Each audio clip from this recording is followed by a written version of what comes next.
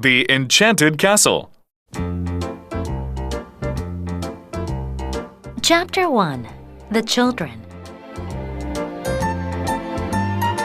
Jerry, Jimmy, and Kathy were two brothers and a sister. They were British. Jerry and Jimmy went to a boys' school. Kathy went to a girls' school. They lived far from home. For holidays, they usually went home. One holiday, they couldn't go home. So they all stayed together at Kathy's school. They were the only 3 children at the school. And there were only 2 adults, a French nanny and a maid. The nanny took care of them. Jerry was the oldest.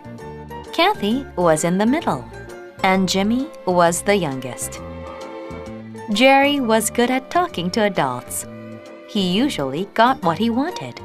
So, it was Jerry who made the nanny smile. He was the one who brought her beautiful flowers. And he was the one who asked to go into the forest.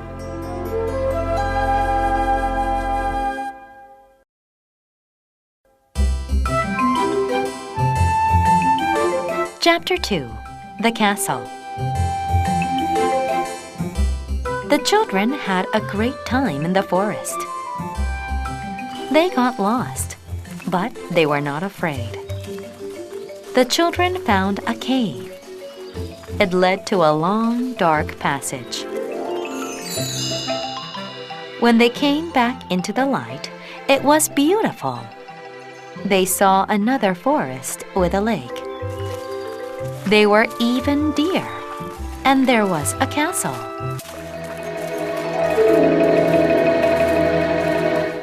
It is an enchanted castle, said Kathy.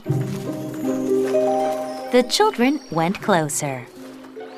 They found beautiful gardens. They also found a maze. It was hard. They couldn't get to the center. Then they saw a string. It led them to the center. There they found a sleeping girl. It's the enchanted princess, said Jerry. Kathy said, Look how old her clothes are. How long has she slept? Maybe 100 years. She's not a princess, said Jimmy. Kathy didn't listen to Jimmy. She said, Oh, Jerry, you have to do it. Do what? Asked Jerry. Help her wake up, said Kathy. Kiss her. Not me, said Jerry. He didn't want to kiss a girl. I'll do it, said Jimmy, and he bravely did.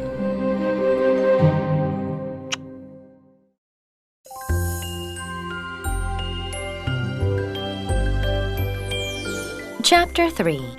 The Princess.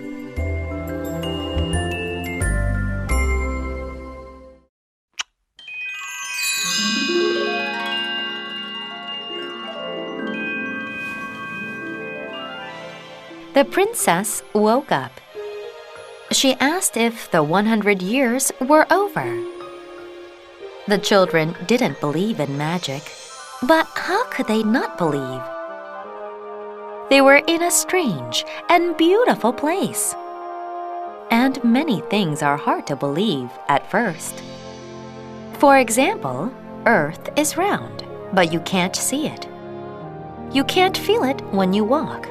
If Earth is round, why can't there be magic? They went into the castle with the princess.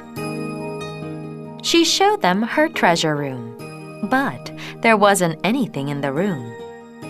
So the children closed their eyes, and the princess said some magic words. Wiggle-diddle-you-ga-do, she said.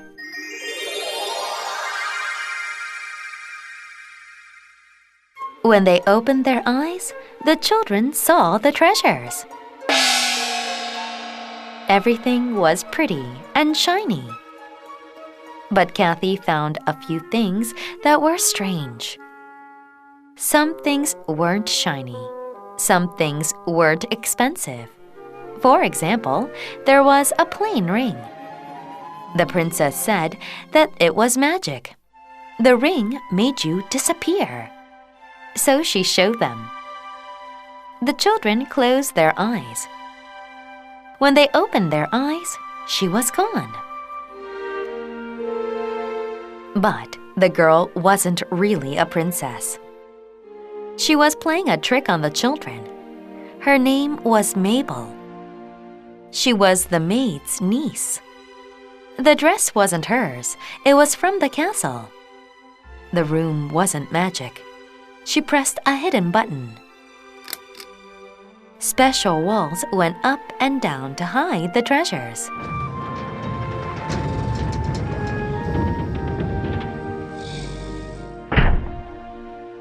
And disappearing? That was a trick too. Or so she thought. At first, it was a trick. She hid from the children. She was happy her tricks worked, but then she really disappeared. And she didn't know how to be seen again. Mabel cried. She told them all of her tricks. I knew it, said Jimmy. Take the ring off, said Kathy. I can't, cried Mabel. It won't come off. It was late. The children needed to get back to the school. They couldn't think of any way to help Mabel, so she went with them.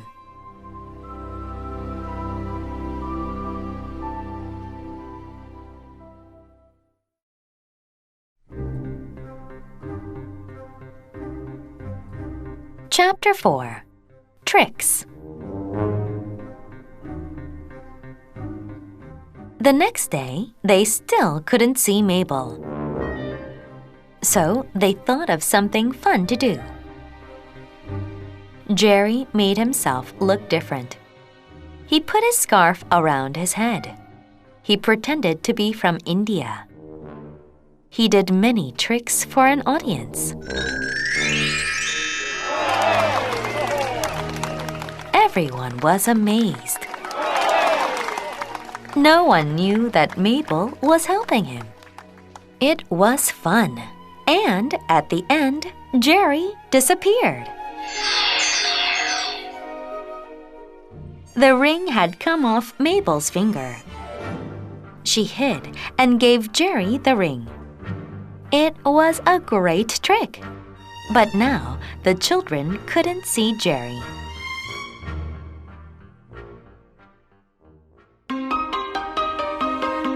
Mabel couldn't go home with the children. What would the nanny think? So she went back to the castle. Kathy and Jimmy didn't want to lie to the nanny. They never liked to lie. When the nanny asked, "Where is Jerry?"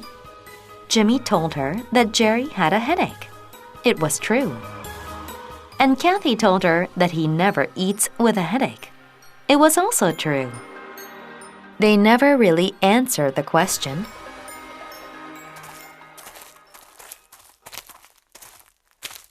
Jerry went to the castle with Mabel. Usually, he had to go to bed early. But with the ring, no one could see him. He stayed up late. He played at being a detective. But then he got sleepy, and he went home.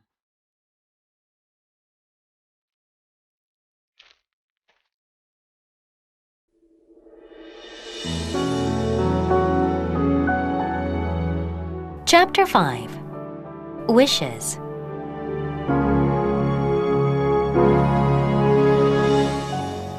The ring fell off as Jerry slept. In the morning, the children could see Jerry again. They stayed home that day. Mabel came over. They acted out a play. The nanny and the maid watched.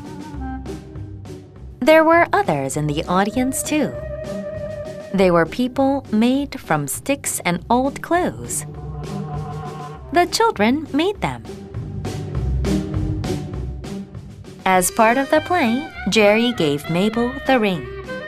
They told her not to put it on, but she forgot, and she made a wish. The ring changed. It turned into a wishing ring. Her wish came true. The ring gave a wish to the one wearing it. But the wish was only true for a short time. It was hard to make a good wish. Jimmy, for example, wished to be rich. A good wish, you would think, but it wasn't. He became a rich old man, and he took the train to London.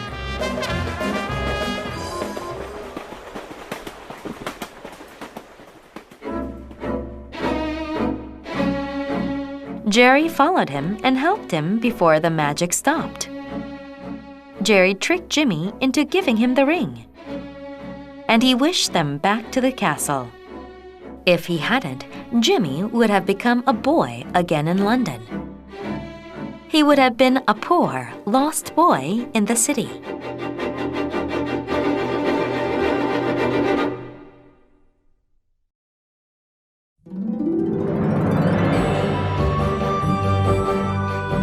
Chapter 6. Love.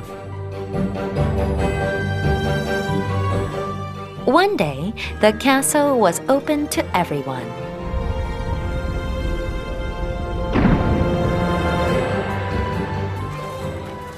People came from near and far to see it. The children went too. Even the nanny went.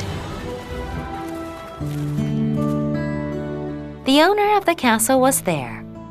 When the nanny and the owner saw each other, they looked at one another for a long time.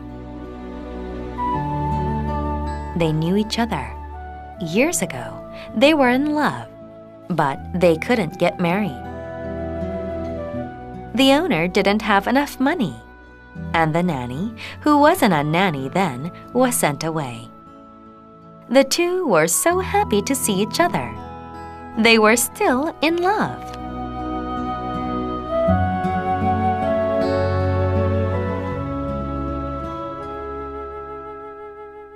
The castle owner was still poor.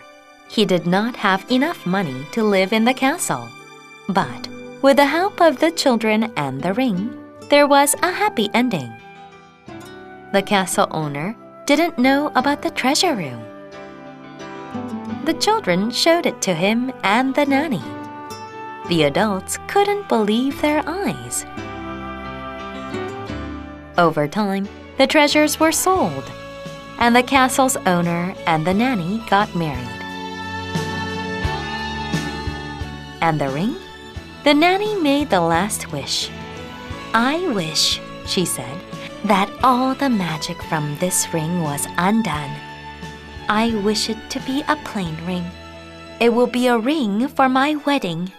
It will be a ring I can always wear." And so it was.